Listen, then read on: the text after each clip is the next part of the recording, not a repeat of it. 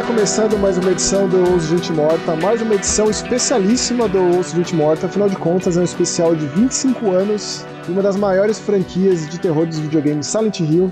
Eu sou o Max von Lima e estou aqui com meu grande camarada Rômulo Matei. Bom dia, boa tarde, boa noite a todos vocês que estão nos prestigiando aí com esse aniversário querido aí do Silent Hill. A gente prometeu semana passada, falhamos, mas voltamos, cá estamos e vai rolar, como a gente tinha dito, para falar mais especificamente do primeiro jogo, de quando foi lançado. Tem gente que diz que saiu no final de janeiro, tem gente que diz que saiu na metade de fevereiro, começo de março, depende se é Europa, se é Japão, Estados Unidos, mas foi meio que no começo de 1999, saiu aquele jogo que originalmente a gente soube recentemente, né, com todas as letras, que de fato ele era para ser um Resident Evil da Konami, mas o que acabou nascendo ali foi algo muito diferente, algo muito distinto, algo muito cheio de identidade e que gerou uma franquia.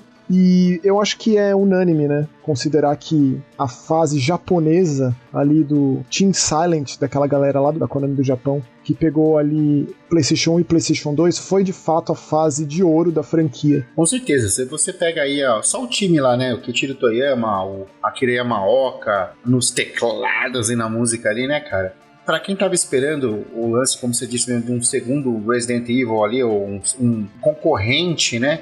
Eu acho que a Konami entregou algo a mais, cara. Algo a mais do que a própria Capcom estava entregando já com o primeiro Resident Evil naquela época. Não, já tinha sido lançado o Resident Evil 2, eu acho que o Survival já tinha saído, já tinha coisa de Resident Evil 3, já era uma franquia estabelecida, já era uma franquia de sucesso estrondoso, assim. A gente já tinha tido Alone in the Dark, uma trilogia, inclusive, né? Resident Evil veio daí, pegou rabeira no sucesso que Alone in the Dark fez no Japão, porque era algo de nicho, né? Sim. Alone in the Dark foi nicho nos PCs, o que Resident Evil fez foi popularizar em jogo de terror enquanto videogame, cunhou o termo horror de sobrevivência, o Silent Hill foi em outro lado. E assim, a gente não vai fazer aqui um passando a franquia inteira, esmiuçando detalhes, se aprofundando em biografia, a história da coisa toda, finais, etc. Vai ser algo mais pessoal. A gente vai contar como foi o nosso primeiro contato, como uma coisa reverberou na nossa vida. Como reverbera até hoje, né, Max? E como a coisa foi no sentido de... a gente percebe a influência de Silent Hill em muitos lugares. E assim, vamos dizer que a gente tem motivos pra comemorar agora. Sim. Lá no youtube.com/masquehorror tem um vídeo ali sobre os 20 anos da franquia na época. Aí sim, indo jogo a jogo, mais detalhadamente e tal. Inclusive, naquela época tinha um monte de comentário. Foi uma época muito legal de conversar sobre Silent Hill com um monte de gente. A maioria das pessoas que eu nem conhecia, o que pra mim é bastante esquisito de se pensar. Mas, por exemplo, o Rômulo na época tava em revista. Sim. E eu quero saber essas histórias. Como que foi a chegada disso lá na redação da Gamers, como foi a recepção, como foram as análises, a gente sabe muito disso, né? De obras que se tornam quintessenciais nas suas devidas mídias e que na época não foram muito bem recebidas, que é legal ler review de Star Wars na época do lançamento, review desses jogos, de como foi dito, né? Como que foi a recepção na época. Porque nem sempre é possível assimilar algo de uma maneira que, de fato, tenha qualquer tipo de visão, até mesmo a médio alcance, com relação à influência ou ao que tipo de impacto aquilo vai causar. Então eu gosto de pensar por esse lado também. Como você mesmo disse, a gente vai falar mais sobre o primeiro jogo ali da série, e eu tenho várias lembranças muito boas, assim, cara. Aliás, já que estamos falando de Silent Hill, é legal a gente falar sobre o lance do Playable Teaser, né, também, que foi lançado aí. Você para e pensa, né, os últimos, de fato, lançamentos de Silent Hill aconteceram em 2012. A gente teve ali o Downpour, o HD Collection, teve o Book of Memories. Qual que é o que saiu pra PSP, que era do caminhoneiro? O Origins. Eu fiz o review desse pra Game Master, acho. Eu quero que você me comente isso, porque assim, o Silent Hill 1, ele é o único da franquia que tem antes e depois. Sim. Então a gente tem o Silent Hill 3 que continua, o Silent Hill Origins que vem pra trás. Sim. Além disso, ainda tem um remake entre milhares de aspas com Shattered Memories, né? Que é na verdade uma releitura, uma reimaginação, uma reinterpretação de qualquer coisa referente ao primeiro jogo. Assim como foi o filme também. Terror em Silent Hill, que foi um sucesso danado. A gente sabe que Silent Hill nunca deu muito dinheiro pra Konami, nunca foi uma franquia popular em termos de venda. O que eu não entendo, cara. Tanto que por isso mesmo que eles tentaram reformular muita coisa. A gente teve uma porrada de jogo de celular, teve jogo de fliperama nos moldes de House of the Dead. O que de fato fez muito sucesso, chamou muita atenção de um público muito mais amplo, foi o filme. Tanto que daí em diante os jogos passaram a ter muita influência. E isso já depois de ter saído ali da galera do Japão e ter ido pra mão de sabe-se lá quem, assim. Foi um salseiro de Silent Hill, a Deus dará. A franquia passou na mão de um monte de gente. Inclusive o próprio Origins, como você comentou, foi o primeiro fora do Japão, inclusive produzido e escrito por uma grande mente aí dos videogames que vem se tornando cada vez mais popular, bem sucedida, que é o Sam Barlow. É um cara que eu admiro imensamente. Certo, eu tenho muitas boas lembranças de quando eu trabalhava como relações públicas, né? Pra quem não sabe, eu escrevi em revista durante muitos anos, depois em sites, depois fui para relações públicas na área de videogame, né? E um dos caras que eu conheci na área é o Jason Enos, que é um cara que ele fazia relações públicas PR, né? Public Relations, pra Konami América durante muito tempo, inclusive na época do lançamento do primeiro Silent Hill. E do 2 também, né? Porque eu já vi umas imagens dele, assim, coisa rara que eu encontrei em sites valiosíssimos de Silent Hill, como por exemplo o Silent Hill Memories, um site que eu amo. Sim, cara, e ele teve muito contato diretamente com o Kejiro Toyama, com o Yamaoka, com todo o time, a Silence, né? Masahiro Ito, exatamente. Mas contato, assim, dos caras saírem juntos pra dar rolê, sabe? E aí você conversar com o cara e o cara falar as coisas da época, é surreal, assim, você ouvir da boca de um cara que tava comendo pizza com o Masahiro Ito. Foi assim que eu vi fotos. Tipo, eu nunca tinha visto o Akihiro Imamura, que é o programador do jogo. O Suguru Marakoshi também nunca tinha visto. São pessoas, assim, que... O time era enxuto, né? Quando a gente para e pensa, sim, hoje em dia. Pra proporção que tem dos jogos de hoje em dia, que são feitos com estúdios aí com, sei lá, 200, 300, 400 pessoas... Você pega aí, no máximo, se tivesse 40 pessoas ali pra fazer o primeiro Silent Hill, era muito, cara. O Tsuboyama, cara, são peças-chave fundamentais ali que fez com que a coisa acontecesse. Não poderia falar de outra forma, né? Quando o Silent Hill foi lançado, eu era, assim, absolutamente aficionado por Resident Evil. Era a minha vida. Eu só pensava nisso. Eu só vivia em função de esperar o próximo. Era isso, cara. Resident Evil... Mas é isso até hoje, né, Max? Não é. Mas aí chegou Silent Hill e, assim, não foi fácil assimilar aquele troço. Os simbolismos, o que aquilo dizia, a história que contava... Essa visão japonesa de tantas obras hollywoodianas, tanto do cinema quanto da TV dos Estados Unidos, devidamente assimiladas, processadas e saídas ali de outro lado com a visão, a reverberação japonesa. Sim. Porque é uma mistureba muito louca, se você parar pra pensar, de muitos elementos, né? Então, assim, pra quem caiu de paraquedas, eu duvido que tenha alguém que tenha caído de paraquedas aqui, mas o que é Silent Hill 1? É a história de um pai que perdeu a filha, né? E ele vai atrás... Na verdade, assim, eles iam pra lá... Em Silent Hill, que é uma cidade. De férias, pra passear. É uma cidadezinha que diz que é do Maine. Ah, sempre é, cara. Ali bem na costa leste, né? Eu vou fazer uma camiseta escrito, é sempre no Maine. Quando a gente pensa no Stephen King, né? Porra, Port Island, New England. Inclusive, se você parar pra pensar, né? Se você ver o mapa do primeiro Silent Hill lá, todas as ruas são nomes de escritores de terror, né? Tem a Paul Street lá, a Kings. O Lewis Carroll, da Alice. Inclusive Alice, Mágico de Oz, todos têm conexão e também amarram bem um outro fundamento muito importante que foi, querendo ou não, estabelecido por Alone in the Dark e depois continuado por Resident Evil, que são os quebra-cabeças elaborados, bem elaborados. Nossa, quem não lembra do quebra-cabeça das aves sem voz ali, do pianinho, hein, bicho? Do poema e das teclas do piano, exatamente. Sim. Então, assim, é uma coisa que marca, é uma coisa que continua até hoje, é inesquecível em muitos aspectos. E uma das coisas que eu queria chamar aqui, caso a gente converse, eu espero que a gente leve adiante uma discussão lá no youtube.com/masquehorror sobre Silent Hill, é de uma galera mais nova que tem contato recente com esse jogo, com o primeirão. Boa. E como é que é? Como é que funciona? Não consegue, não. Não, de fato, queria saber. Não consegue, bicho. Não vai conseguir, mano. Porque assim, a gente sabe também que Short Message pode ser o primeiro Silent Hill de muita gente. Afinal de contas, de graça. Certeza. Você não precisa sequer ser assinante da PS Plus.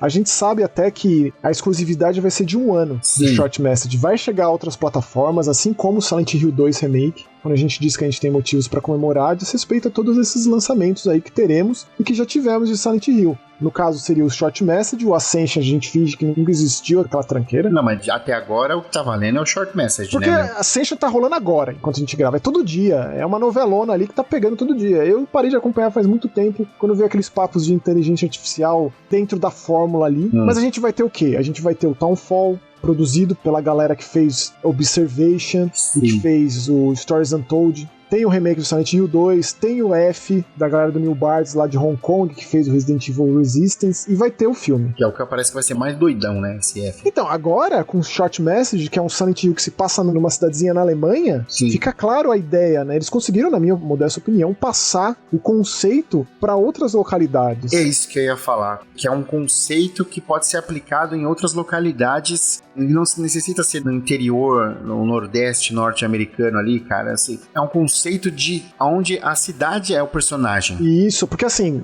as linhas gerais, o storyline do primeiro Silent Hill, temos lá o nosso querido escritor Harry Mason indo pra Silent Hill com a sua filha Cheryl e bate o carro, ele acorda e aí ela não tá mais lá. Então ele parte nessa busca. Have you seen a little girl, short, black hair? Que ele pergunta pra meia dúzia de pessoas que ele encontra nem isso. Certo. Ele encontra ali uma policial, Sybil, da cidade vizinha, de Brahms, ele conhece ali o Dr. Kaufman, o médico traficante também ali, conhece a Lisa Garland, a enfermeira do Hospital Alquimila. Que é a véia também, né? A véia maluca, Dahlia Gillespie, que é uma personagem central. Certo. Ela que nos apresenta para essa religiosidade de Silent Hill. Essa cidadezinha interiorana tem seus preceitos, conceitos religiosos muito particulares. Olha como as coisas são, né? Naquela época, eu era adolescente, né? Até os 19 adolescente, né? 17, 18. Bom, e eu já gostava desse lance de simbologia e tudo mais, né? Pô, aquele cara que escutava heavy metal, sabe? Headbanger. Mas até isso é uma mistureba, né? Sim. Quando a gente pensa em Samael, Seal of Metatron, o que é isso pro judaico-cristão? Exatamente. Hoje, estudando um pouco e sabendo mais de magia salomônica e Goetia e todas essas coisas aí,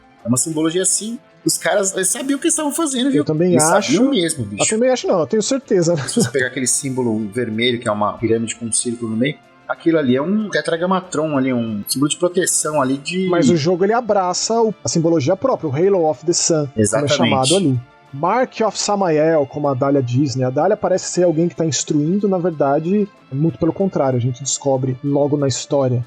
E é muito louco pensar, assim, o que isso teve pra mim ali na época. A assimilação não foi fácil. O simbolismo pega uma coisa de mais fácil percepção que é Sim. o gráfico, né? Que é uma coisa... O gore, o cadavérico, a transformação, quando a realidade ela passa de dia pra noite no piscar de olhos e o mundo se transforma em algo mecânico, industrial, sujo, enferrujado, exato, essa é a palavra. Colérico, purulento. E aí é muito interessante pensar Silent Hill por Silent Hill e Silent Hill pós o 2, do 2 pra frente, na concepção de que a cidade se molda à percepção de quem a gente acompanha. Sim. No caso, o Harry, ele tinha uma conexão tão forte com a sua filha que talvez a Silent Hill que a gente acompanha ali, eu digo talvez porque isso nunca foi sacramentado, é tudo muito interpretativo, isso é muito interessante, também traz outros dos elementos, né? Silent Hill é muito Twin Peaks, e quando a gente pensa em David Lynch, o poder interpretativo é grande parte das suas obras, né? Apesar de que o criador tem uma visão muito clara, ele ainda deixa em aberto para possibilidades por parte da audiência, eu acho isso muito rico, e Silent Hill é muito assim. Então quando a gente pensa Silent Hill por Silent Hill, aquela loucura toda se fazia pensar talvez uma tentativa dessa ordem, desse culto religioso, de fato trazer o que eles querem. Um apocalipse e uma nova gênese através do reinado dessa entidade que eles cultuam. Sim, e acho que foi a parte que mais me choca, é quando ele fala, né, lutando com esses monstros, e aí o cara fala monstros, né? Isso é do 3. Do 3. O Padre Vincent traz esse conceito ainda mais do interpretativo. Parecem monstros pra você, né, que ela tá derrotando criaturas. Exatamente. E ele puxa essa ideia. É do 3, mas eu acredito que é cânone, engloba toda a obra. Dá pra você puxar pro 1 e entender como o Harry tava ali, ele tava vendo criaturas, mas quem garante que aquelas criaturas não eram pessoas, né? A percepção da Laura, por exemplo, do Silent Hill 2. Sim. Você tá aqui sozinha nesse hospital, correndo pra todo lado, cheio de monstros. Como assim, cheio de monstros? É uma criança ali, né? Então, realmente, cara, tudo isso deixa em aberto e faz com que se torne mais rico ainda o debate, o discurso acerca da coisa toda. Então, quando a gente pensa nesse Silent Hill e o Harry e a ligação forte com a filha e tudo que ela passou, e a ideia de que aquilo é uma transposição, de que aquilo é só metade de um ser completo, Sim. de que aquele bebê que depois a gente descobre que foi descoberto na beira de estrada, na verdade tinha uma conexão com uma outra figura que nunca deixou Silent Hill. Alessa. Exatamente, que tem aí a conexão por sua vez com a Dahlia, e aí de novo voltando para essa entidade cultuada pelo grupo religioso que só viria a existir através de muito sofrimento, muita dor, com uma condição moribunda, que pra mim, se eu fosse citar a parte mais assustadora de Silent Hill 1, pra mim é de fato aquela fita que você assiste, o VHS do hospital da Lisa. Puta que pariu, é foda. Falando, né, sobre como que é cuidar da Alessa queimada, morta, viva. Inclusive é o plot do Origins, né? Um incêndio que queimou a Alessa, né? O Travis estava ali passando por Silent Hill. De caminhão, e ele para e ele entra ali na casa da família Gillespie em chamas e salva a Alessa carbonizada. E ele se vê envolto pela cidade. cidade, Sim. de uma maneira ou de outra, mas ele tem um passado extremamente sórdido. A gente depois descobre quem de fato é o Travis, que é uma pessoa odiosa, assim, né? Se a gente para pra pensar... Como a maioria das pessoas em Silent Hill, nada é o que parece, né, cara? Mas eu acho que ele é o pior. O Travis é o serial killer de Silent Hill, né? A gente tem ali o James como um assassino de esposa, o Harry é um cara comum.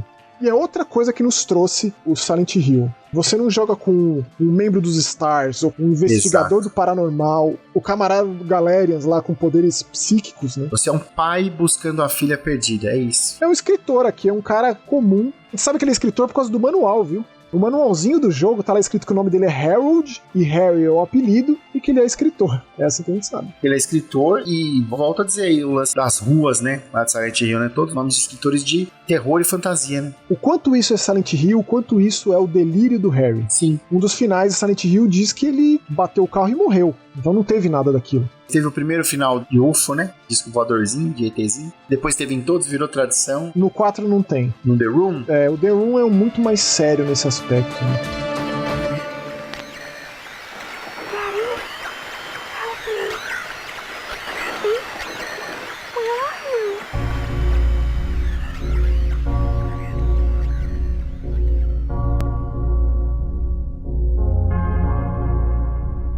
Mas, Romulo, a gente falou desse lance aí de que a gente ia trazer nossas histórias pessoais. Bora. A minha história pessoal, eu era muito novo, né, quando saiu o primeiro Silent Hill. Eu era um molecote ali.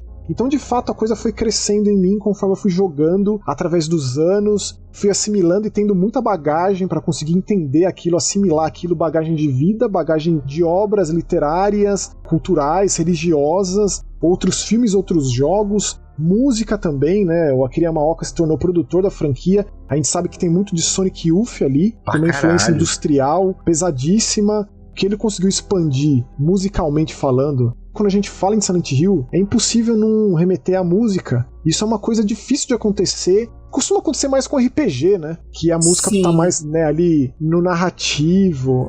Parando pra pensar assim, falar de música, pra mim, em jogos, eu lembro mais músicas de RPG e músicas de jogos de luta. Exatamente, é uma coisa que marca o personagem, marca aquela fase, marca aquela cena, marca aquela luta, marca aquela invocação de um summon, etc. Mas de Silent Hill, cara, eu acho que é outro ponto unânime. Tirando esse de que, de fato, é a era de ouro de Silent Hill, esse primeiro momento, é a trilha sonora. O grande dia da minha vida foi quando o Akira Yamaoka me aceitou no Facebook. Pô, eu vou te falar, cara, lá na minha única E3 de 2016, que foi quando eu conheci o Keiichiro Toyama, tirei uma foto com ele e falei, por favor, volte pro terror, você faz falta, né? Porque o Keiichiro Toyama, depois de Silent Hill, ele foi fazer Siren, ficou em Siren um tempo, e depois ele foi fazer o Gravity Rush. E na época da E3 de 2016, ele tava pra lançar o Gravity Rush 2. Sim. E me fazia pensar, pô, o cara não vai mais fazer jogo de terror, ele era o diretor, o cabeça ali do Japan Studio, né, na Sony. Imagina um Axon chegando lá, me dá terror. E aí ele tava do lado de um intérprete, eu falei isso pro intérprete, né, aí ele fez assim pra mim uma reverência, né, ele tava de boininha, tirei uma foto com ele, e aí perguntei se o Akira Yamaoka tava ali. Aí ele, pô, né, o que eu tenho a ver, o que tem a ver com o Cascarça, né, não tem nada a ver com o cara mais, mas ele falou que sim, que eles tinham se encontrado, e aí eu fiquei com essa coisa, e aí tava lá pra sair o Let It Die, porque depois que o Akira Yamaoka saiu da Konami, o último jogo que ele compôs foi o Shattered Memories. Sim. Ele foi pra Grasshopper, do Goichi Suda, né, fez ali o Shadows of the Damned, fez o Cinemora, fez o Killer is Dead, tá lá até hoje, inclusive, fazendo No More Heroes. E aí eu vi ele, Romulo. Tipo, eu tava descendo a escada rolante, ele tava subindo. Tu tava com quem? Tava você, Nelson? Tava sozinho. Eu desci correndo a escada rolante, subi correndo do outro lado, e aí, tipo, pra onde ele foi? Tinha pra cima, pro lado, pra direita, pra esquerda, eu escolhi um lado e não encontrei. A vida de decisões. Pois é. Mas então, assim, pra mim, foi isso. Foi uma coisa difícil de assimilar, o jogo de fato era difícil, os quebra-cabeças eram difíceis, os inimigos batiam forte, a escuridão. Não era uma coisa muito comum você se guiar tanto por mapa, e o mapa é uma coisa muito importante, é uma bússola muito essencial. Sim. Do personagem que risca as coisas, e você, putz, onde que eu fui, onde que não.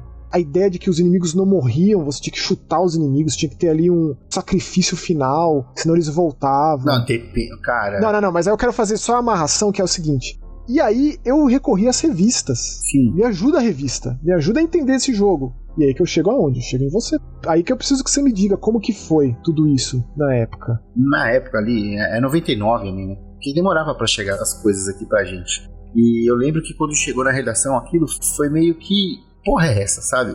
A gente tava esperando realmente um novo Resident Evil. A gente falava que era o Resident Evil da Konami, sabe? Tinha tanto clone de Resident, tinha lá o MIB, que era clone de Resident, o Vampire Hunter D, tinha o Galerians. O MIB fez parte da Gamers Book número 1 ali, nas matérias finais ali também, de PC, sabe? Do Final Fantasy VII. Final Fantasy VII, tem uma matéria minha sobre Vampiro à Máscara lá também. Sim. Você precisa autografar essa minha Gamers Book, que o Fabão autografou. Ó, e teve lá o Deep Fear, outro clone de Resident Evil. Deep Fear, cara, nossa, é verdade. Então, assim, eu lembro de jogar esse jogo na redação e em casa, porque eu não tinha Play 1, então eu levava pra casa, o da redação. Né? O Fabão tinha, acho que o Eric tinha, mas eu não tinha. Eu esperava chegar o fim de semana, aí eu pegava o videogame da redação e levava pra jogar em casa. E, chegava sexta-feira à noite, o PlayStation só ia desligar domingo à noite, cara. Era uma era mágica, assim, né? E eu lembro da primeira vez, assim, que eu tive contato com um inimigo que não dava pra matar, cara. Aquelas porra daqueles bebezinhos de sombra. Ai, caceta, Mano, bizarro. Nossa, aquilo... E ele só fazia um barulhinho dos passinhos. E eu falava, velho, fudeu? O que eu vou fazer? Aliás, essas criaturinhas aí, eles são censurados, né? Originalmente, eles eram crianças sem pele. Então eles deram um aspecto mais monstruoso. Era uma sombra, né? Ficou tipo uma sombra. Eu acho que existe um disco demo de Silent Hill, lançado em alguma revista na Europa, que essas criaturas não tinham sido censuradas ainda. Eu amo a Europa por isso. Eurotrip de Silent Hill. E aí eu ficava assim, mas não dá pra matar. Aí eu ficava na pilha, porque eu tenho essa pilha, tá na tela, tem que matar pra ir pra outro lugar, tá ligado? Aí não precisava, né? Vou ter que avançar. E o que acontece também, outra coisa, depois, quando eu tinha PlayStation e tal, depois eu comprei meu Play, todo mundo sabe que naquela época a pirataria rolava solta, né? A pirataria mantinha a coisa viva. Não é segredo pra ninguém. Não tinha como ter acesso. Não tinha como você pagar, sei lá, R$100 num jogo em 1999, cara. R$170 equivalia o que? A uns R$800 hoje, saca? Sim. Muita grana, bicho. E aí saiu, e tinha na Lapa ali, a Pro Games ficava na Lapa. E aí, descendo a Lapa ali, perto do Mercadão, tinha o Sidney. O pessoal que escuta aqui vai lembrar do Sidney, que vendia jogo pirata lá, o Sidney, o garotão. Pra mim era Edson Games na Praça Lauro Gomes em São Bernardo. Pô, e o Sidney era engraçado, né? Porque até hoje eu não sei se o cara, se ele meio que assediava a molecada lá, pra ver aí, garotão, tipo, pra ficar passando a mão nos moleques, assim. Que horror, mano, jura? Sim, a gente fala, sai fora, assim, é uma merda, assim. Não, mas que merda, o Fábio que escuta aqui o Jubileu, amigo meu, lembra do Sidney, o Gil vai lembrar do Sidney, fala assim, Fabão, fala do Sidneca, do Sidney lá da Lapa, ele vai te falar, cara. Aí você fala assim, e aí, garotão? Nossa, ele vai rachar o bico, porque ele só falava isso, e aí, garotão, não sei o quê. Tanto que uma vez, eu lembro que o primeiro CDR que saiu, o Homero que trabalhava com a gente, olha, isso é mancada também, né? Ele pegava e o Sidney falava assim, você pode levar o jogo, se você quiser ficar, você paga, senão você devolve. Aí o Homero comprou um CDR, pegava todos os jogos, gravava e devolvia pra ele. Puta que pariu. Então, cara, o Sidney tava vendendo o Silent Hill 1, né? Aí eu fui lá, comprei e tal. Era a versão do Players. Lembra aquelas pirata bonita? Lembro. Tinha um Silk e tal, não sei o quê. Era a melhor qualidade que tinha. Do resto descascava, a bactéria comia. Esse aí durava. Sim, mas veja bem, cara. Eu não sei se foi aqui no Sudeste, porque os caras fizeram uma matriz só desse Silent Hill 1, e quando chegava na parte da casinha do cachorro, logo no começo, travava. Ah, o famoso meme, né? Uma casinha de cachorro, mas não estou vendo nenhum cachorro por aqui. E tá cheio de cachorro, aquela coisa horrorosa, cachorro sem pele. E travava, cara. E aí a gente, vamos trocar. Então, assim, toda uma remessa de pirataria de Silent Hill 1 no começo, quando foi lançado ali, cara, tudo cagado no mesmo lugar. Rapaz. Porque pegaram uma cópia ruim e fizeram e foda-se. Os caras não testavam, né, meu? Os caras eram toque de caixa. O que eu peguei já deu pra terminar. Inclusive é por isso mesmo que você tem a revista, né? Porque senão você fica travado. É tipo o puzzle dos quadros do primeiro Resident Evil. Sim, tem uma interpretação ali. Sim, mas se você tá jogando Biohazard, por exemplo, que era uma coisa muito comum, a gente pegar o jogo japonês. Sim. Aí ficava impossível de você traduzir, não tinha como ser uma adivinhação. Desculpa aí, né, meu? Eu era da Gamer, né? Desculpa, você é uma exceção. Aliás, o tanto de coisa que eu joguei graças a Gamers, justamente por isso, de ter revista a revista de Grandia, Parasite Eve, de ir traduzindo todos os menus. Final Fantasy VII. Então, assim, isso era um privilégio, sem tamanho. O lance do Silent Hill era justamente pontual, né? As caixinhas ali com a foto, a caixinha de texto embaixo, ensinando como passar. O moleque que eu era na época não tinha a menor condição de resolver os quebra-cabeças do primeiro. Dava pra resolver aquele lá que te levava pro primeiro chefe do Silent Hill 1. Que é aquele lá de você ficar girando o portão pra direita, pra esquerda, até ficar... Né? Não, esse é por tentativa e erro. Aí dá. Agora, de você se ligar que as teclas do piano que você tinha que tocar eram as teclas que estavam mudas, né? Estavam sem som. E a ordem do bagulho, de acordo com o poema, os pássaros, né? O pássaro que tá mais pra frente, mais pra baixo, o pássaro que é de cor preto, branco. Você tinha que entender de música, né, cara? Assim, vamos combinar que na verdade só o Silent Hill 2, o 3, eu acho que o Downpour também tem. Você colocava o nível de dificuldade dos quebra-cabeças. Se você jogasse, em particular, o Silent Hill 3 com o Riddle Hard, que é assim que ele chamava, né? Cara, era muito difícil. Provavelmente é o Silent Hill mais difícil em termos de quebra-cabeça, a ponto de você ter que entender aprofundadamente Shakespeare. Sim. Logo no primeiro quebra-cabeça. Na minha opinião, tem uns muito criativos nesse sentido. O 2, ele expandiu muito a ideia dos quebra-cabeças do primeiro. Como você disse, ele trouxe do Alone in the Dark, né? Com certeza. Alone in the Dark é uma série meio subestimada, sabe? Na verdade, Rômulo, a gente vê enquanto patrimônio dos videogames e a influência magnânima que teve. Logo mais a gente vai ter um Alone in the Dark novo. O problema é que a franquia não conseguiu se manter relevante. Até mesmo Silent Hill conseguiu se manter mais em evidência que Alone in the Dark. Sim. Depois do New Nightmare ali, que é do começo dos anos 2000, cara, o negócio foi de mal a pior, assim. Mas a gente tem que reverenciar sempre, porque... É daí que veio. Eu ainda considero, assim, a protogênese do horror de sobrevivência o Sweet Home. Tanto o filme quanto o jogo. Falando nisso, você viu o link que o Gil mandou pra nós hoje? Do filme? Ah, mas isso aí há tempos, né? Isso aí é uma delícia há tempos. Ele mandou pra nós lá com legendinha. E eu vou te falar, isso aí ó, é o seguinte, esse filme ele foi concebido junto com o jogo. É foda, foi lançado junto, uma coisa complementar à outra, entendeu? É um negócio maravilhoso demais. O Japão, nisso aí não tem o que falar dos caras. Você tem dois grandes gênios ali. E isso é muito importante de pontuar, já que a gente tá falando de Silent Hill, como consequência de Resident Evil, como consequência de Alone in the Dark, como gênese de horror de sobrevivência, né? Que é o seguinte... O Tokuro Fujiwara, ele é o diretor do Sweet Home. O Tokuro Fujiwara é o contratante e o chefe do Shinji Mikami. Esse cara, ele colocou o Shinji Mikami para fazer um remake de Sweet Home, que foi um jogo que não atingiu o sucesso esperado, por ser uma obra tão, assim, diferente, tão única, e uma relação muito próxima. Quem dirigiu o filme de Sweet Home foi o Kiyoshi Kurosawa, que é um mestre do J-Horror. Mestre, assim, um dos grandes nomes do J-Horror é o Kiyoshi Kurosawa. Se você não conhece as obras desse cara, se você nunca viu o filme Akira, Kairo, Sonatas de Tóquio, ele expande o terror, ele não fica só nisso. Mas esses filmes muito importantes, aqui no caso, né, final dos anos 80, começo dos anos 90, dos anos 2000, eu recomendo muito ir atrás. Então tudo isso vem numa crescente e as coisas vão se completando. E aí tem aquele vídeo maravilhoso do canal do Bokeh Game Studios, que é o estúdio recente do Keiichiro Toyama, que ele tá fazendo o Slitherhead, dos jogos mais esperados, pelo menos por mim, né, a gente vive falando aqui. Que tá lá Shinji Mikami frente a frente com Keiichiro Toyama, o criador de Silent Hill, frente a frente com o criador de Resident Evil, conversando sobre as suas obras, como foi na época. Musicalmente falando, é a mesma coisa que você fazer uma conversa do John Lennon com o Mick Jagger. Olha aí que beleza. Não é, cara? Que maravilha. Beatles e Stones, cara, isso aí. E aí ele diz isso. Eu fui contratado pra copiar seu jogo. Keiichiro Toyama disse pro Resident Evil. Eu reverenciava você. Você era o meu exemplo. E o Shinji Mikami fica todo sem graça. Cala a boca, que isso?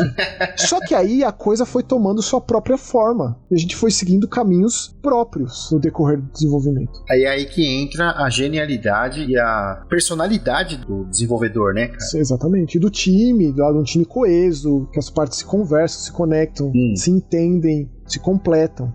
Mas eu quero voltar de novo em revista, Romulo. Eu quero que você me fale... Você lembra quem escreveu a análise? Eu nem lembro se teve a análise do Silent Hill 1. A do 2 foi o Gil, cara. Não, mas como que não teve? Na Gamer teve, eu lembro. Acho que tá confundindo, cara. Eu era muito feliz da minha mãe, ela incentivar muito minha leitura. Sim. Então, tipo, a minha mãe me comprava quadrinho, me comprava revista de videogame, então eu tinha lá. Inclusive eu tenho até hoje. Ação Games, Super Game Power, a Gamers, então eu tinha. E teve muita coisa de Silent Hill. Foi um alarde, cara. A gente fazia Hard News ali, né? Na época que o Hard News é mensal, né? Não é o Hard News que sai agora toda hora na internet, né? Toda vez a gente pegava, fazia uma Game News ali com todos os lançamentos. Era assim que a gente sabia das coisas, pô. Sim, cara. Não tinha outro jeito. Site da Game Fan, assim, a gente... Site.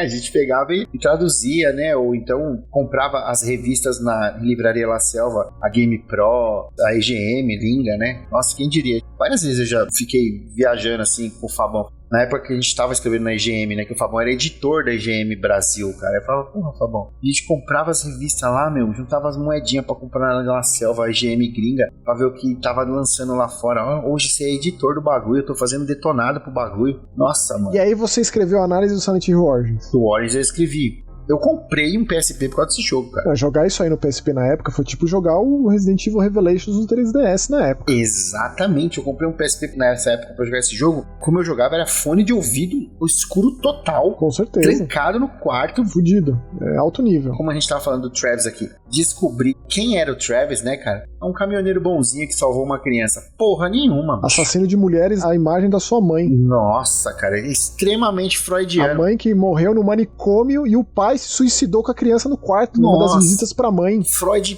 puro, cara. É uma das histórias mais pesadas de Silent Hill. E toda aquela ideia do The Butcher, né, que parece só um Pyramid Head sem graça, na verdade é ele próprio. Então isso é muito mais interessante. É a projeção monstruosa dele. Isso, né? Exato. Caralho. Eu nunca pensei que eu ia trocar uma ideia sobre Origins assim, cara. Você não consegue descobrir isso simplesmente acabando o jogo. Não. Você tem que ir mais aprofundadamente porque você precisa chegar em outros finais. E o lance dos finais em Silent Hill também é um aspecto muito interessante. Sabe o que é foda, cara? Que no Origins, se você fizer um final X, o cara é um herói, brother. Exato. Se você não voar atrás do bagulho, o cara é um herói.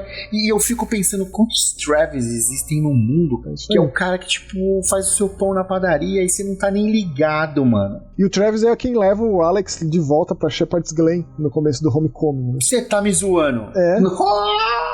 Esse bobear é uma das melhores partes do Homecoming. Você tem alguma conexão com Silent Hill post-Team Silent, o Homecoming, o Downpour? Não tenho, cara. Acho que eu joguei o Downpour um pouco. Assim, eu vou dizer, cara, não são jogos ruins. É o cúmulo da mediocridade, em muitos sentidos, sabe? E assim, com pontos altos e pontos baixos. O Homecoming, por exemplo, a trilha sonora é absurda. E o design de monstros é realmente muito bom. Pós-Masahiro Ito, eu diria que é o melhor de todos. Chefões incríveis e tal. Mas gameplay, os quebra-cabeças, a história, a própria construção do outro mundo, do Otherworld de Silent Hill, é muito galgada no filme, que é uma coisa que eu tenho ojeriza, assim, aquele filme. Você não gosta mesmo, né? Não tem a menor condição. E aí depois teve o Downpour, né, teve o Shattered Memories no meio do caminho. O Shattered Memories, ele é bem divisível, mas eu conheço mais gente que gosta e que tem um carinho muito grande por ele. Porque assim, ele foi um jogo que originalmente foi lançado pro Wii, usou os recursos de Wii, tentou muitas coisas inovadoras, ele foi de fato ousado. Usando o emote, né, e o choke. Mas mais que isso, né, ele tem aquela ideia da divisão, né, da perseguição, ele não tem propriamente de um combate. Quando as criaturas aparecem, você tem que escapar, e tem todo o aspecto psicológico ali. Quem é aquela personagem que tá numa sessão de terapia e quantas respostas que você dá alteram o jogo. Mas essencialmente é o Harry atrás da filha, em Silent Hill. Sim. Eu tenho muitas questões com o Shattered Memories, mas é um jogo do Sam Barlow. E é um cara muito importante, né? O Immortality, um dos grandes jogos de terror recentes. Ele fez o Her Story, que foi onde ele se revelou. Muita gente passou a conhecer o Sam Barlow pelo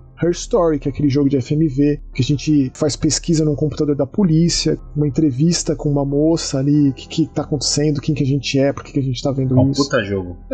Da onde veio, aonde foi parar, como que estão essas pessoas hoje em dia. A gente sabe que o Akira Yamaoka tá trabalhando também com o Keiichiro Toyama, fazendo a trilha sonora de Slitherhead. Ele apareceu nesses vídeos últimos de Silent Hill, comentando sobre o processo criativo dele. Ele foi o compositor do Short Message, que é nada além de excelente, a trilha sonora. O Masahiro Ito, depois ele trabalhou com outras coisas, né? Ele se juntou com o Hifumi Kono, que é um outro grande mestre do terror, o criador de Clock Tower. Eles fizeram outro jogo, inclusive a gente descobriu que tem fãs de Nightcry, né?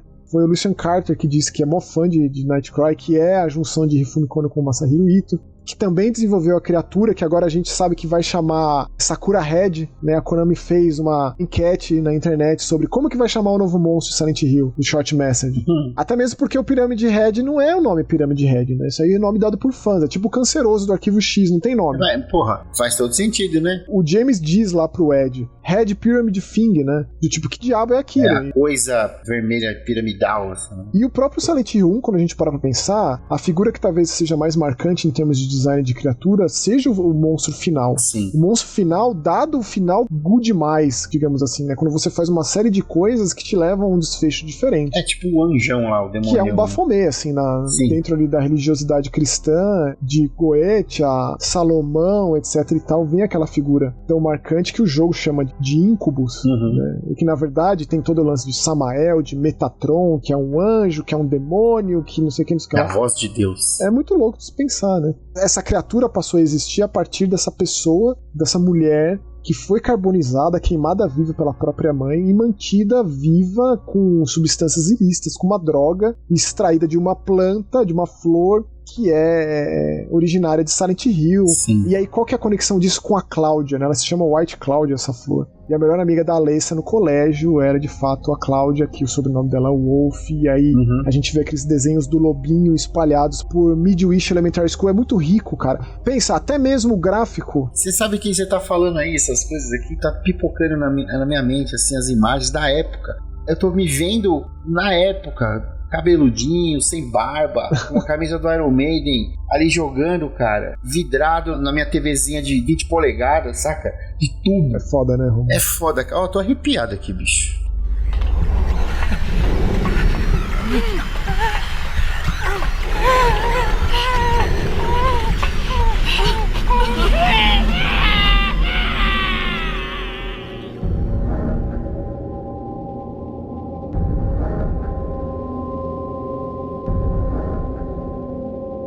E eu queria, assim, só terminar a minha reflexão e depois você faz a sua também, que é conectar com Dead by Daylight. Não tem como não fazer isso.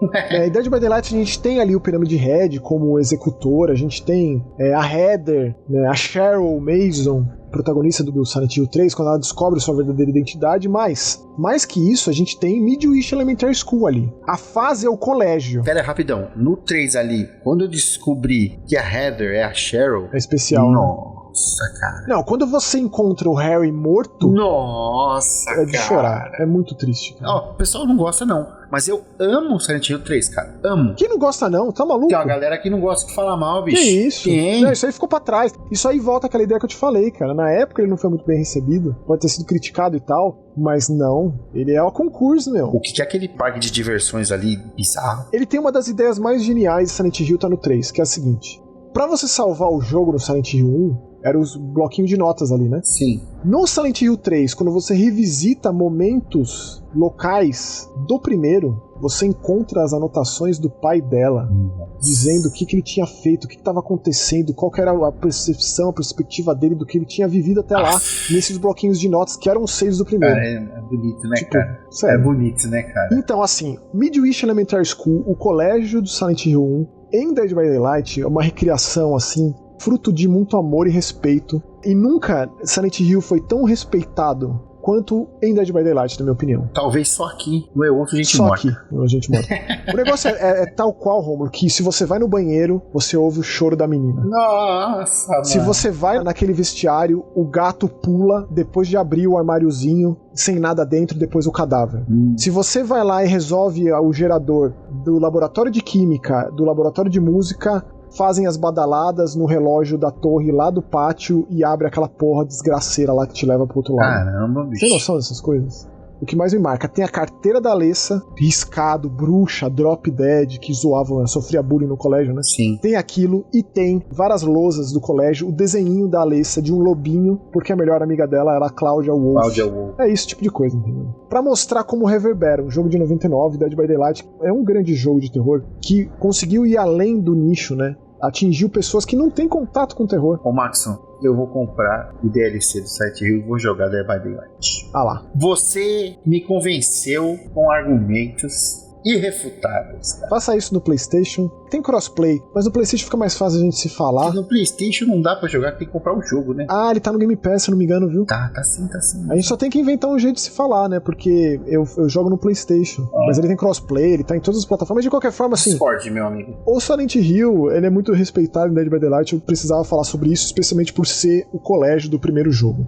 Então eu queria encerrar com você me dizendo personagem favorito de Silent Hill favorito. Cara, assim, são muitos, né? Não vou falar o James. Todo mundo falaria. James? Todo mundo falaria ele como personagem favorito? Pô, acho que sim, cara. Não, eu acho que sim. Não sei não, hein? Eu acredito que o Silent Hill 2 ainda é o maior de todos em tudo, assim. Ele né? é. Se a Konami vai fazer o remake do 2 e não do 1... Exato, aí já começa ele por aí, né? Ele é o mais popular. Mas eu ficaria ali entre Heather, do 3, que pra mim eu tenho uma já falei, já vai escolher mais que um, né? E, pô, tô falando do Travis aqui, né? Personagem riquíssimo, cara. Ele é. Silent Hill Origins. Antes de eu falar, e qual que é o seu jogo favorito? O primeiro, cara. Aí a gente concorda. O primeiro é o meu também. E, assim, eu tive que fazer maratona de todos os Silent Hills na sequência dos japoneses, né? Pra decidir qual que é o meu preferido. Isso muda, né? E, assim, o meu amor por Siren faz com que eu tenha que escolher o primeiro. Sim. Mas antes de eu falar qual que é o meu personagem favorito, eu queria dizer que é uma coisa que eu sempre preciso pontuar. Rapidão, e tem tudo a ver, né, meu? Quando saem da sirenona mesmo lá, que fica tudo, né? Mas chover lá o bagulho e tal. E a sirenona também do Silent Hill, né? É uma questão, né? É a transição. E a sirene tá ligada mais ao Japão, Exato. que é a sirene de terremoto. Sim, tem todas as cidades, exatamente. Pra mostrar como tem o amálgama cultural, né? É uma coisa bem louca e muito rica. E fez nascer algo absolutamente único. Perdão ter te interrompido, perdão. Imagina, é que assim, o lance que eu sempre gosto de pontuar com relação ao Silent Hill 2, por mais que ele tenha 1 milhão de características, de qualidades, é com relação a como você faz os finais, como você chega a diferentes desfechos. Que é uma coisa que nunca ninguém fez, nem antes nem depois. Com relação a como você se porta no jogo. Não é só aquela coisa de tal nível de dificuldade, pega esse, pega aquele item, vai naquele lugar XY, não. É muito mais rico que isso. Escolhas, né? E falaremos mais quando o momento for propício, porque eu gosto de pensar que em breve a gente vai ter aqui um grandíssimo especial de Silent Hill 2, quando a gente for falar sobre esse remake aí, que vai sair esse ano. A gente não tem data ainda, mas a gente sabe que vai sair em 2024.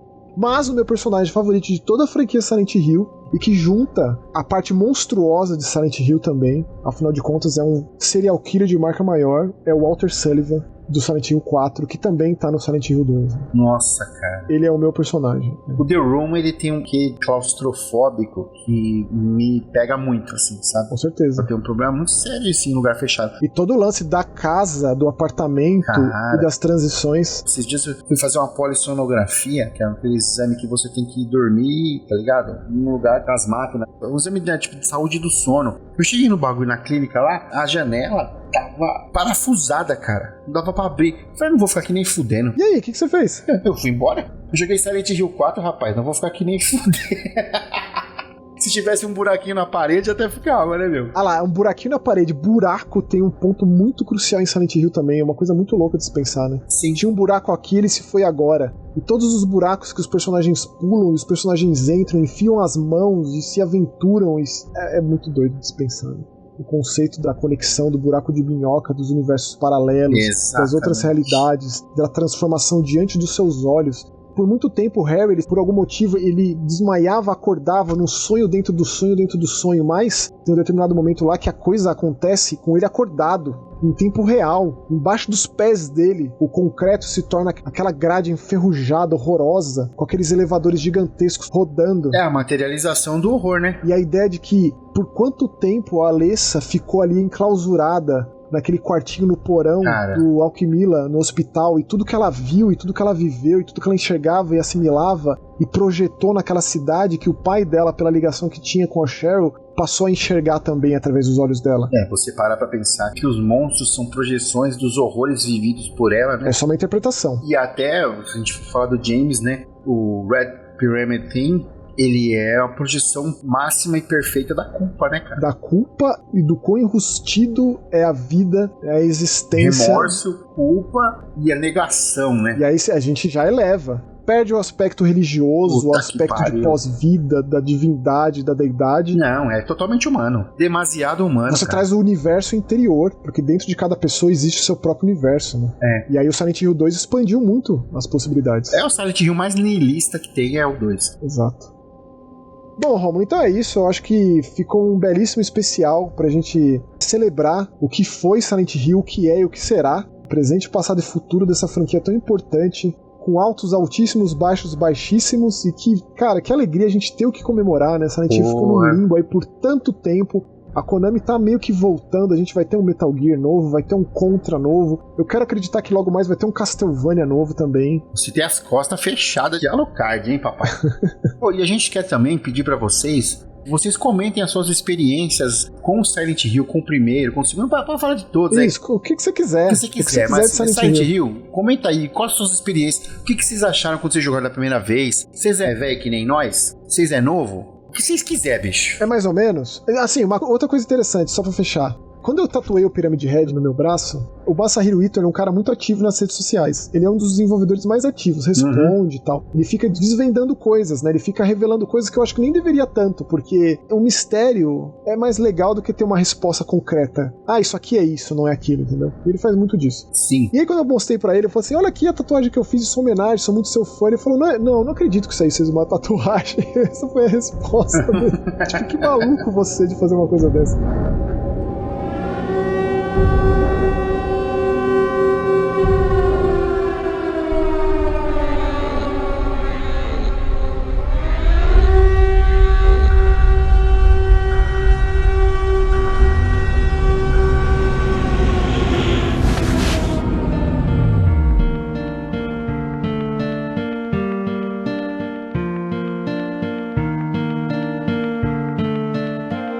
Mas é isso, Romulo. Vamos lá pros comentários do último Gente Morta. Foi o episódio 81. Bruxas, poltergeists, cultos e feriados sangrentos. Número 81, primeiro comentário aqui, nós temos... Ah, mano, os caras... Não, é sacanagem esses nomes, mano. É culpa sua isso aqui, ó. Não, cara. Porra, velho. Hentai da ovelha Dolly? Porra, bicho. Ele mandou aqui, ó. Sou fã... Você viu a fotinho ali, né? Do Woody muito louco ali. Sou fã de longa data de vocês, mas nunca comentei com essa conta. Será que ele é o daquele outro que tinha um irmão também, que comentava das contas? Era o zumbi muito louco, não era isso? Nossa, lembra a gente aí, cara. Era um nome zumbi muito... fumado, não era? Tipo, sei lá. Não, mano. era um nome meio sexual, cara. Era Macumba Sexual, já viu esse filme? Nossa senhora. Jesus Franco, é clássico. Aqui, ó. Aí mandou embaixo. Olá, amigos. É sempre ótimo ouvir vocês. Sei que Maxson é fã do jogo Dead by Daylight. Olha, isso aí conhece você. Ah lá. Então venho informar que além de Chuck, Ash do Evil Dead, Alien, agora também temos Ed the Head, mascote da banda do Iron Man. É mesmo, cara. Eu vi alguma coisa a respeito disso aí, hein? É skin de vários monstros. Uma coisa fina, hein? A gente ia falar no próximo episódio, o Hentai da Ovelha Dolly. E sim, ó. O Maxson vai comprar. É uma afirmação. Você não tem noção de como é cara essas skins licenciadas de Dead by Daylight. Nossa, Se eu comprar uma, é caminho sem volta, porque aí o dinheiro na mão é vendaval. Não, não posso fazer isso não. E assim, posso perder muitos ouvintes, muitos queridos. Eu não sou fã de Iron Maiden, não. Eu não sou do heavy metal. Não. É New Wave of British Heavy Metal. Eu não sou desse movimento, sinto muito dizer. Eu sou mais da parte visual mesmo do... Você é metal favela, Max. Você sabe disso. Valeu pelo comentário, Hentai da Ovelha Dolly, seguindo aqui com Fábio Rosa 83. Olá a todos. Para fortalecer o rolê aqui sobre Silent Hill, vou contar um pouco da chegada desse game nas casas da zona leste de São Paulo. É isso que a gente tava procurando. Ah lá, o cara já antecipou aqui, ó. Era isso. Entre 96 e 98, todo mundo queria ter um PlayStation 1 pra jogar Resident Evil. Era uma loucura. Com isso, começou as caçadas por jogos parecidos, além dos Residents. Lembro de Galerians, excelente. Dino Crisis, excelente. Parasite Eve 2, excessivamente parecido com Resident Evil. Alone in the Dark, o Clock Tower aqui já é aquele lá que seria o segundo, né? Afinal de contas, o primeiro ficou só no Super Famicom. Na época, ninguém ligava se o jogo era velho ou novo. O importante era ser tipo Resident Evil. É isso, Fábio. Compacto em gênero, número e grau. É verdade, tava falando disso nesse programa, inclusive. Era o clone de Doom, clone de Resident Evil. Era o Resident Evil da Konami pra nós. Nas férias de julho de 99, lembro de ir na Galeria Pajé com mais outros amigos. Fazia um frio lascado por aqui, quando vimos Silent Hill rodando ali nas TVs das lojas. Lascou. Todo mundo saiu com o seu jogo feliz da vida. Na volta, compramos garrafas de convenção, refrigerante de sabão, era assim que a gente chamava. Convenção limão, convenção guaraná, até convenção uva. Convenção limão, o refrigerante de sabão. Ou convenção uva, mano, diz a lenda que se você tomasse, seu dente nunca mais voltava a ser branco, ficava roxo pra sempre. Era de fucsina, né? Pacotes de salgadinhos palito, fomos pra casa e ali começou a desgraça. O primeiro ato ali de Silent Hill é marcante demais, a lanchonete, a chave na casa do cachorro, o ônibus, a escola, ficamos maravilhados com tudo aquilo que estávamos vendo. Lembro quando chegamos na escola, o combinado foi: todo mundo joga em suas casas até o mesmo ponto e vamos continuar amanhã. Olha que coisa mais maravilhosa. Caralho, mano. Não tinha internet, né, mano? Era isso. Nossa, que época boa. Silent Hill foi marcante demais. Eu amo o primeiro e o terceiro. Ah, tá comigo. Talvez por ter lembranças legais na época em que joguei. Fiquei muito feliz em jogar algo novo em Silent Hill com Short Message. Depois de anos sem jogar videogame, queria compartilhar essa nova experiência com a mesma galera lá de 99. Mas alguns sumiram, outros já partiram. Fica a saudade boa. Eita, falei muito, foi mal. Abraço nostálgico a todos e obrigado. Nunca é muito, cara. Cara, isso aqui é de uma riqueza. É um ouro, isso é uma pepita. Olha, obrigado por compartilhar com a gente isso. É isso aí, Fabão. Um abraço pra você aí. E temos aqui o Mr. Pickles 666. Porra! Boa noite, meus caros mestres diabólicos. É a primeira vez que mando um comentário aqui, mas para mim vocês já são amigos de longos diálogos, na minha cabeça, é claro, normal. Olha que coisa emocionante. Olha uma coisa dessa. Enquanto escutava suas opiniões e as dos demais ouvintes a caminho do meu antigo trabalho, kkk. Comecei procurando algum conteúdo sobre Callisto Protocol no Spotify e acabei caindo nas graças, tá entre parênteses, não tá entre cruzinhas de ponta cabeça, nas graças de vocês. Olha que demais. Pensei em começar comentando do episódio 00 até o atual, mas a preguiça falou mais alto que eu estou comentando no mais recente. Perdoem este simples servo. Que isso, mano? Eu tô muito feliz de você estar aqui com a gente. Ô, Pickles, se você comentasse a gente só lê do último. Ó, a gente só lê do último, mas eu vou fazer questão de ler do penúltimo também, Rom. Beleza. Então aqui, ele mandou aqui, ó. Bom, já falando um pouco sobre o cast. Depois dessa retomada do slash/terror que estamos tendo nos últimos tempos, sejam elas em filmes ou jogos, o nosso querido Jason está mais que atrasado, pois o game já vai fazer 7 anos em maio. Exato. Sobre jogos online, principalmente assimétricos de terror, eu não consigo aproveitar quando lançam, pois não tenho amigos que curtam a temática ao ponto de despenderem de uma grana para jogar comigo. Então eu fico nos games single player mesmo. Só zerei o Outlast Trials no ano passado. Ah lá, e ele fala que o Outlast Trials é single player. Você sabe que, inclusive, Mr. Pickles, vai sair o Outlast logo mais, né? Não, mas ele completou aqui, ó. Só terminei o Outlast Trials no ano passado porque encontrei um moleque louco lá na Steam que estava a fim de maratonar. Aí, então, esse jogo tá incompleto, né? O acesso antecipado, a versão final vai sair em março agora. Inclusive, né, temos 2 grandes jogos de terror em março, que é o Outlast Trials e é o Alone in the Dark. Sim. 2 grandes franquias de terror, hein? Ele mandou aqui, ó. Foram 2 jornadas de 10 horas. Hashtag bons momentos. Sobre Alien, eu tenho uma coisa a dizer. Mindê, papai.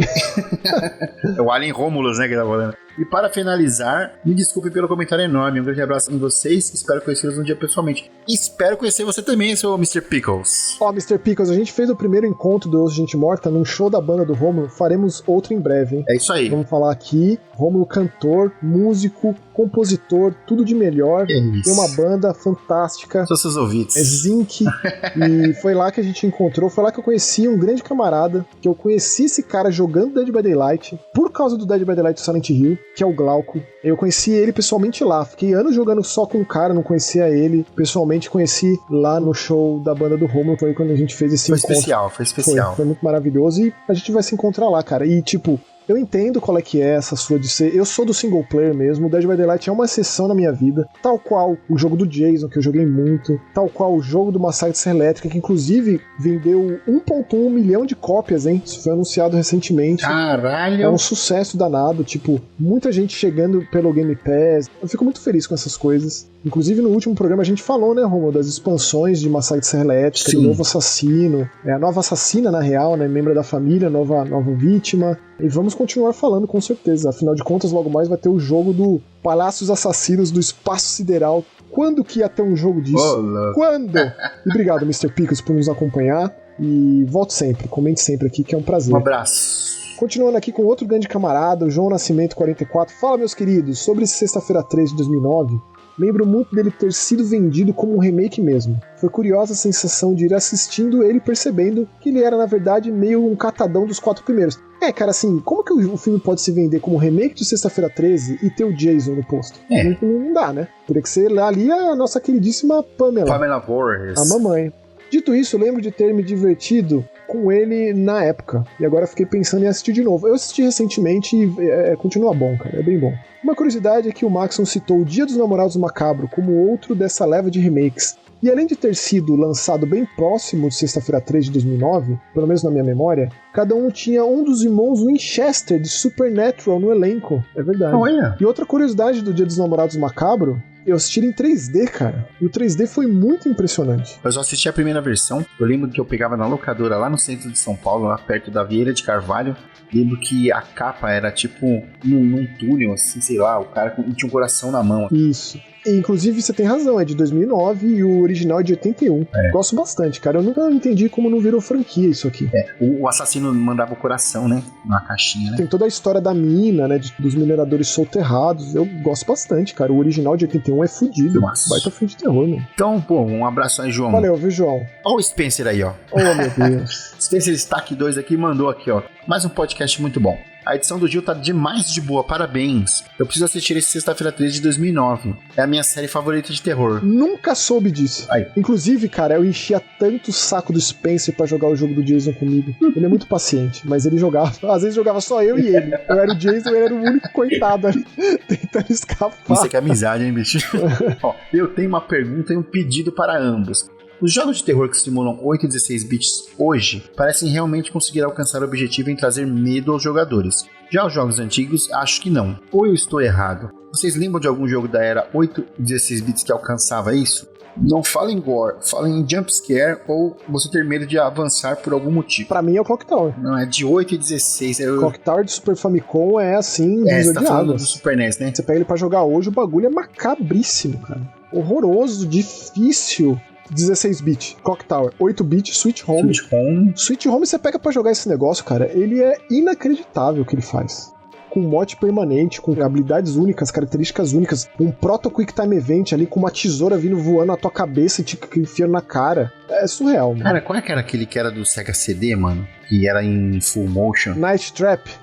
Outro absurdo. E se você vai pro PC, aí sim, né? Aí você tem o Harvester, sim. Os próprios Alone in the Dark. Ou seja, eu acho que também concordo com você, Spencer, que o de hoje em dia tem mais esse jumpscare, mas tinha sim jogo, inclusive que para as pessoas de hoje não tem esse tipo de impacto. Mas pra época tinha sim. E dá pra ir mais fundo sim, Spencer. A gente pode conversar mais sobre isso, com certeza. Aqui, ó. O Maxon sabe bem que eu acho o found footage engraçado. Bruxa de Blair sem graça, etc. Bruxa de Blair sem graça, etc. Spencer. Me indique um borra-cueca, por favor. Obrigado. Você ou eu primeiro, Max? O meu borra-cueca, ele sabe muito bem qual é que é. Mas esse, cara, borra-cueca é muito particular. O que te causa medo, o que te causa susto, o que te causa apreensão e o que me causa são coisas muito distintas. Sim. E isso é um debate, isso é um ponto. O que é, o que não é terror, aí já não dá pra conversar, entendeu? Aí a gente tem que ter elementos que fazem com que a coisa seja ou não seja, além da opinião. Bom, eu vou falar dois, Spencer. Não, fala um, eu falo um. Se o borra-cueca pra ele foi coisa de espírito, eu indico o Godian. Olha. Sul-coreano. Mas assim, o Godian, ele é o Bruxa de Blair coreano, cara. Não é mais, cara. É num hospício aquela porra, você é doido? Então, é isso que eu tô dizendo, é mais ou menos a questão de opinião, mas eu tô dizendo, como ele trata muitos elementos e como ele faz é muito semelhante. Cara, assim, vou te mandar um canal de YouTube que tem um monte de filme com legenda em inglês, o do mestre total e absoluto do found footage, que é o Koji Shiraishi. Tem tudo lá. Tem um monte de coisa lá. Filmes que eu nunca tinha encontrado, tá lá. Inclusive, porra, Record of Sweet Murder. Inacreditável esse filme existir. Meu Deus do céu, que filme. Mas, se eu fosse te recomendar um, é A Medium. Meu Deus. A Medium nem é found footage, Spencer. Ele é falso documentário, é mockumentary. Se eu fosse espírito, eu falava do Gondian. Ou, Spencer, se você gosta de coisa de maldade humana, as fitas de Poughkeepsie. Não, tem um que é pior ainda, cara.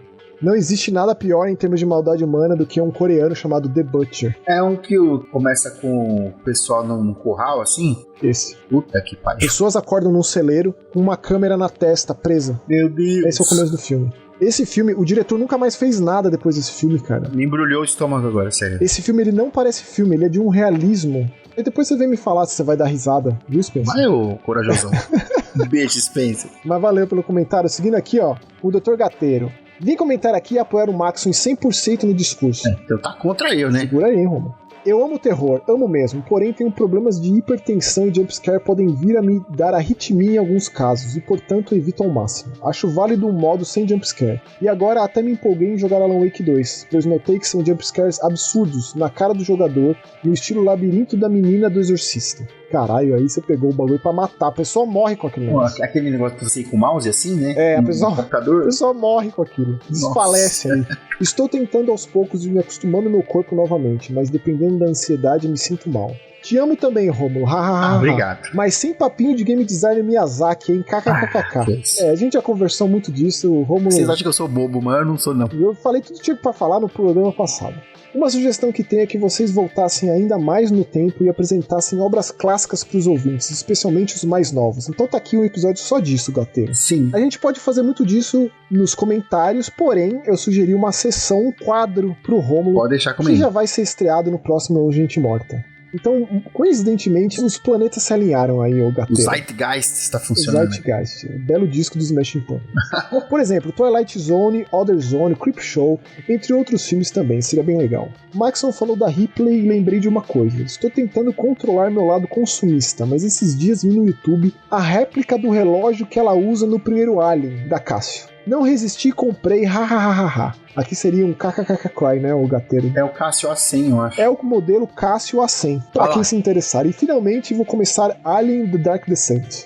Sou muito gado do primeiro e do segundo filmes. Não tem como não ser, né, bicho? Com o Steam Deck agora, estou descobrindo o maravilhoso mundo do terror indie. E sendo honestos, não consigo mais nem ligar ao PlayStation 5 e ao Xbox. Se bem que muitos desses jogos também estão lá, viu? Mas sim, a grande maioria fica presa nos PC mesmo. E no Steam Deck você pode jogar fazendo cocô. Mas eu vou te dizer, cara, o Steam ainda é o rasinho, hein? Se você quiser ir lá no fundo, it.io que é o lugar, viu, gateiro? A gente já conversou sobre isso. Abraços e continuem o maravilhoso trabalho de vocês. Ufa, meu maior comentário aqui. Hahaha. Cara, quanto maior, melhor, porque quer dizer que tem muita coisa pra falar. E você ainda vem aqui com uma resposta pra você mesmo, corrigindo The Other Limits, não Other Zone. É verdade. Você citou ali exemplo Twilight Zone, Other Limits, etc. Então se prepara, gateiro, que no próximo programa vai ter esse quadro especialmente pra você sobre velharia. Um beijão pra você, ô Dr. Gateiro. Então tamo aqui, ó. Diogo S. Caetano aqui. Salve, camaradas. Salve, Diogo. Só vim aqui pra dizer que Knock Knock não é o pior filme de todos os tempos. É, na verdade, uma obra de arte incompreendida. Ah, não.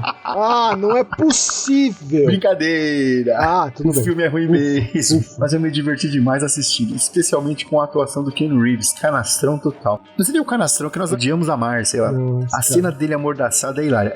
Virou muito meme, né, isso aí, né, cara? Abraços. Você, Diego, vem só tacar o terror e vai embora, né? Tipo o He-Man na motinha, você, né? É o isqueirinho. Ó, seguindo aqui com Mad Moments. Um episódio sobre Silent Hill vai ser muito especial. Eu espero que tenha sido pra você, tanto quanto pra gente, Mad Moments. Que a gente converse mais ainda sobre Silent Hill nos comentários. Eu legitimamente sonhei com a cidade essa noite, igual a Mary. Nossa. Pra ouvir esse episódio logo de manhã com uma notícia dessas, kkk. Pô, a gente te decepcionou, porque não tivemos episódio semana passada, mas cá estamos. Sim. Nosso especial de 25 anos de Silent Hill. Sabe, eu sou um defensor de Prometheus e ainda quero o final da trilogia do Ridley. KKKK. Ridley pra mim é só o chefão do Detroit. Pra mim o Ridley é o Ridley Scott. Pra mim, cara, depois dos 60 ele se acha, virou velho que acha que é o maior cinéfilo, o maior cineasta, o maior mestre. Pra mim ele só perdeu a mão. Acha que tá com o rei na barriga, como diria meu avô. Agora, esse feriado sangrento é triste. Só a cena do forno que salva mesmo. Pô, eu gostei, cara. E vou gostando mais, assim. Foi um filme que, quando eu assisti, eu falei, pô, um bom slasher honesto. Ainda mais vindo do Lara Croft, né, que é uma montanha-russa de emoções. E aí, conforme fui conversando com as pessoas, né, aqui com o Romulo, com vocês, no episódio, eu vi que, pô, tô ansioso pro segundo. Mas, ó, Mad Moments, obrigado pelo comentário. Eu espero que você tenha gostado do episódio sobre Silent Hill. Eu espero que a gente converse muito mais sobre Silent Hill. E também no decorrer de 2024, afinal de contas, tem um monte de coisa pra ser lançada de Silent Hill aí pelos meses, pelos anos vindouros. E é isso. Um comentário muito especial, porque no episódio 80 a gente falou sobre um jogo de terror chamado Screams from the Past, e o criador do jogo nos deixou uma mensagem lá.